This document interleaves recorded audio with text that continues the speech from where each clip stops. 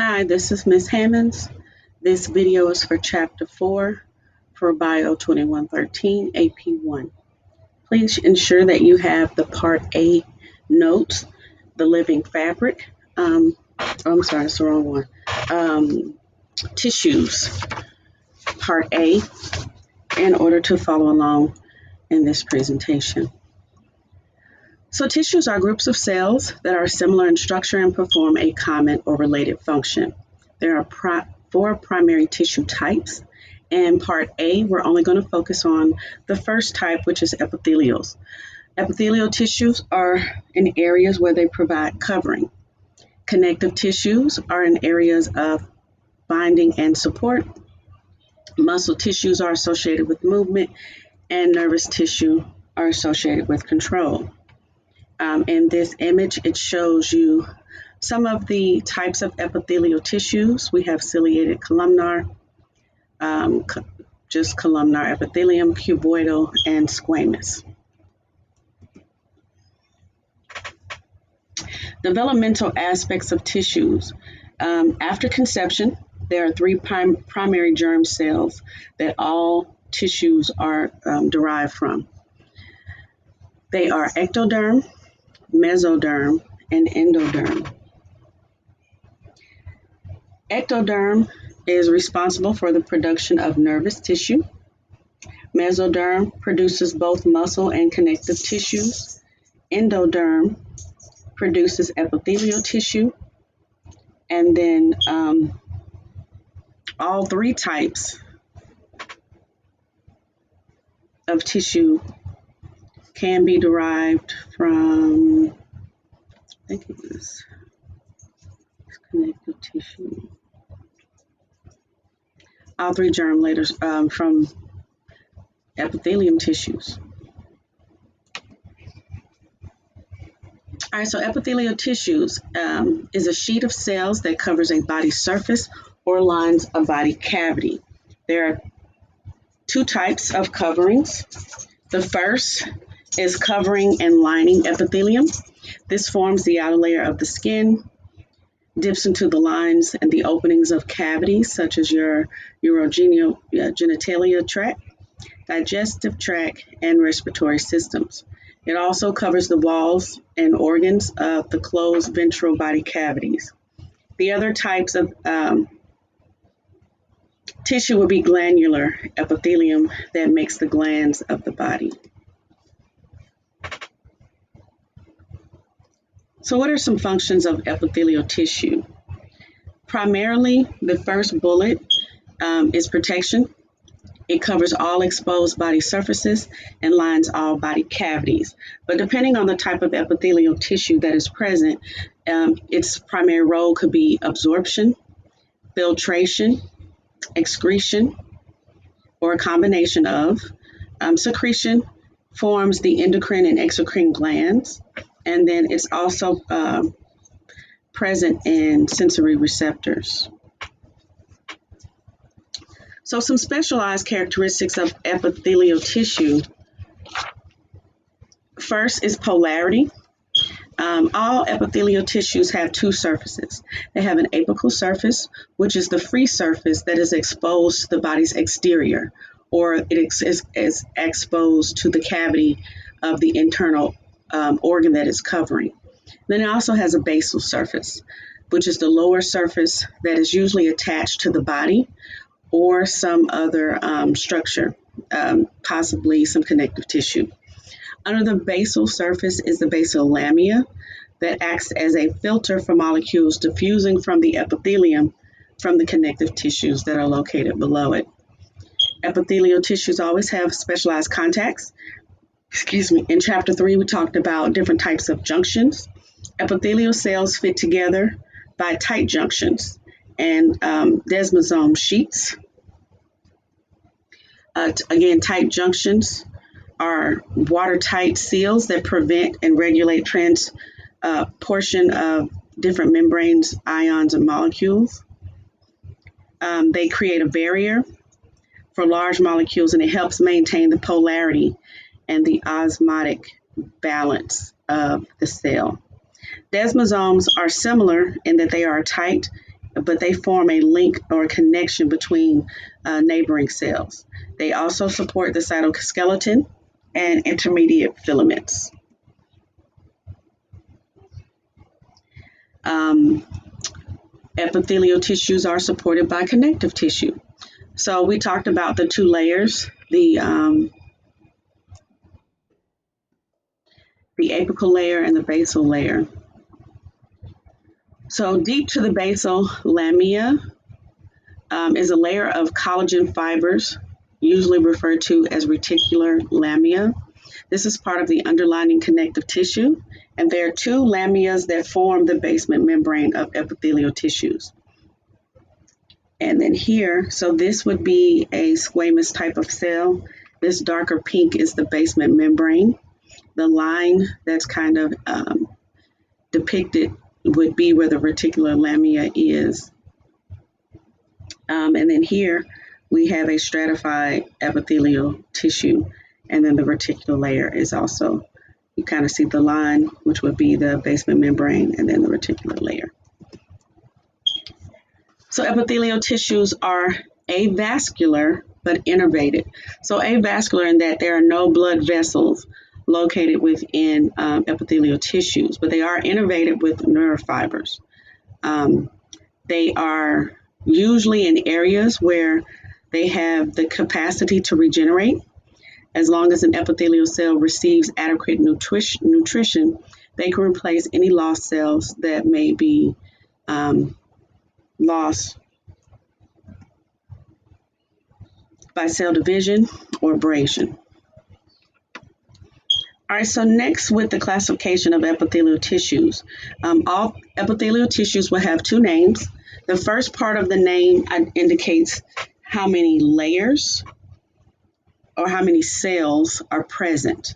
So simple means that there's a single layer of cells that function and absorption, secretion, and filtration. So remember when we talked about some of the functions, and I said that certain types of tissues would have multiple functions. So the thinner the epithelial tissue is, usually it's associated with some type of absorption, secretion, or filtration. The next name is stratified.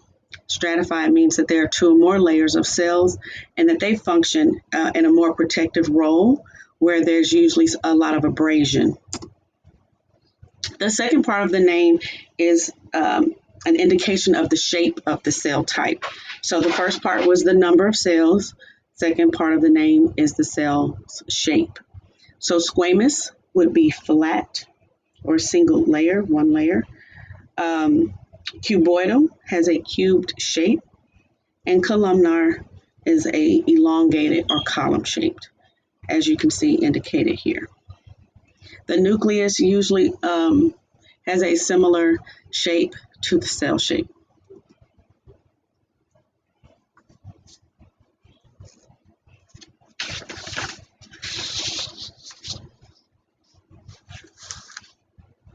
All right, so simple epithelia. Function in areas where primarily there's absorption, secretion, and filtration. They consist of a single cell layer, and they are not in areas to provide protection. So for the next few slides, we're going to be looking at some different types of epithelial tissue. I'm going to go through simple squamous epithelium with you so that I can demonstrate what you'll need to do on your own for the remaining slides. I try to not keep these videos very long. I know if I had to listen for an hour and a half, honey, I'd get turned off.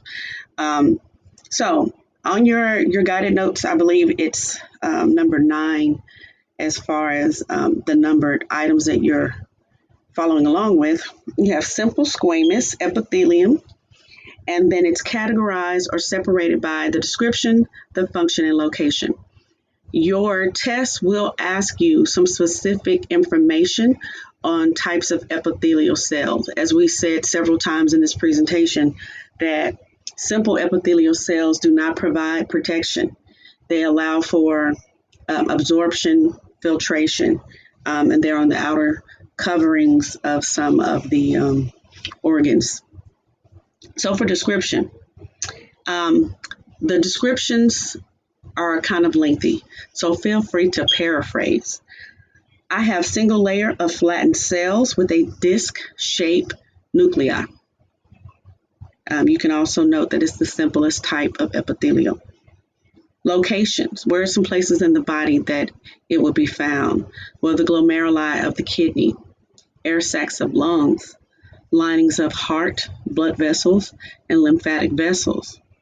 They're also located in the lining of, I think that's the ventral cavities. What are some functions? They allow passage of materials by diffusion and filtration in sites where protection is not important. So it secretes a lubricant substance in the serosa. So as you go through the additional types of epithelial tissues, you will create the information in the chart providing the description, function, and location. I'm going to move forward.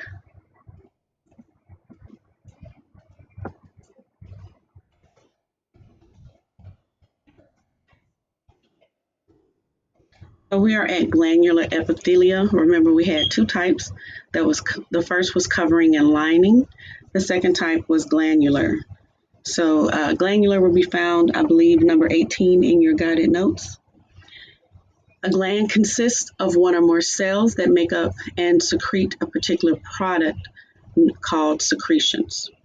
Glands are classified by two sets of traits. Those traits are where they release their product, is it endocrine or exocrine, and the number of cells, is it unicellular or multicellular.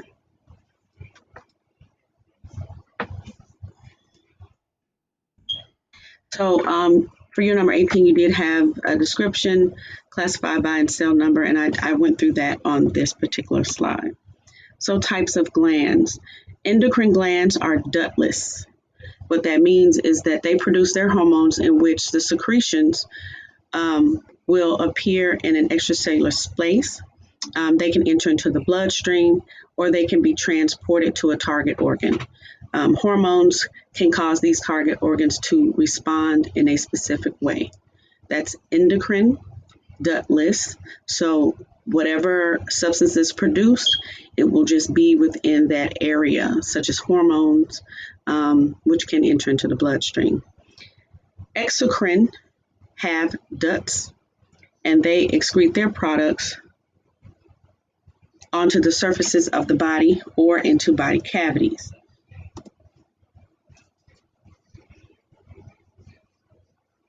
So unicellular, the only important unicellular glands are those that produce mucus cells or goblet cells.